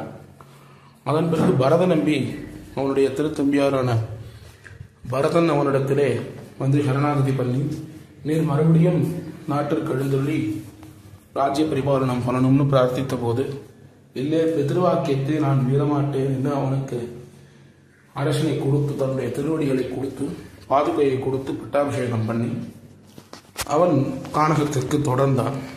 அப்படி அவன் கானகத்துக்கு தொடர்கிறதான சமயத்தில் சூர்பனகையை பார்த்து அவருடைய குடிமூக்கு காது 2 இத்தை அறுத்தான். அதன் பிறகு இளங்கபுக்கு ஓராதான் பொன்முடி 9 உடனே சூர்பனகையினுடைய குடிமூக்கும் காது 2 மறுக்கப்பட்டதை அறிந்த ராவணன் அவன் வந்து பிராட்டியை கவர்ந்து சேர்ந்து எம்பெருமானை முழுவதும் அலைய விட்டு இந்த இலங்கைக்கு எம்பெருமானை வரவழைத்து அந்த யுத்தமானது ராமராவண யுத்தமானது நடந்து விபீஷணனுக்கு அபயமளித்து அவனுடைய சரணாகதியை ஏற்றுக்கொண்டு அவனை அரசனாக்கினான் என்று ஸ்ரீராமாயணத்திலே முதலிலிருந்து கடைசி வரைக்கும் நடந்த அத்தனை சரித்திரங்களிலும் ஆழ்வார் இந்த 5 பாசுரங்களிலே சங்கிரகமாக தெரிவித்திருக்கிறார். இதே போலத்தான் கிருஷ்ணாவதாரத்திலேயும் அவன் நடத்தின சேஷ்டிதங்கள் அத்தனையும் ஆழ்வார் அத்தியாச்சரியமாக சங்கிரமாக தெரிவித்திருக்கிறார். இப்படி இந்த ராமாவதாரம் கிருஷ்ணாவதாரம் என்கிற 2 அவதாரங்களையும் இந்த பதிகத்தாலே நாம் அனுபவிக்கும்படியாக இந்த பாசுரங்கள் அமைந்தன. இந்த பதிகத்தினுடைய சாராம்சத்தை அடியேன் ஏதோ அறிந்த வார்த்தைகளை கொண்டு இங்கே விண்ணப்பித்தேன். பல குத்தங்குறைகள் இருக்கக்கூடும். அத்தை எல்லாத்தையும் பொருட்படுத்தாமல் அடியேனை க்ஷமித்தருட வேண்டும் என பிரார்த்தித்துக் கொண்டு அமைகிறேன். இப்பேற்பட்ட ஒரு பெரிய ஒரு திவ்ய பிரபந்த வாங்மயம், திவ்ய பிரபந்த தாரா என்கிற இந்த உபன்யாச தொடரிலே ஒரு சத்திரயாகத்தை போல 1 வருஷத்திற்கு இந்த திவ்ய பிரபந்த யாகம் யஜ்யம் இது நடந்து கொண்டு இருக்கிறது, இன்னும் நடக்கப் போகிறது. அப்பேற்பட்ட இந்த திவ்ய பிரபந்த தாரையிலே அடியேனும் இந்த பதிகத்தை சொல்லுவதற்கு வாய்ப்பளித்தமைக்கு அனைவருக்கும் அடியனுடைய கிருதஜ்ஞதானுசந்தானங்களை பண்ணிக்கொண்டு அடியனுடைய வார்த்தையை பூர்த்தி பண்ணிக்கொள்கிறேன். பிருந்தாரண்ய நிவாசாய பலராமானுஜாய ச ருக்மிணீ பிராணநாதாய பார்த்தசூதாய மங்களம். மங்களம் கோசலேந்திராய மகனீய குணாத்தயே சக்கரவர்த்தி தனூஜாய சார்வபௌமாய மங்களம். ஸ்ரீதன்விஹாராதீஷ மங்களாசாசனே நிஷம் निर्णीत परतत्वाय विष्णुचित्ताय मंगलम. श्रीमते विष्णुचित्तार्य मनोनंदन हेतवे नंदनंदन सुंदर्यै गोदायै नित्यमंगलम. श्रीमते रम्यजा मातृ मुनीन्द्राय महात्मने श्रीरंगवासिने भूयान् नित्यश्री नित्यमंगलम. அடியார்கள் வாழ அரங்கநகர்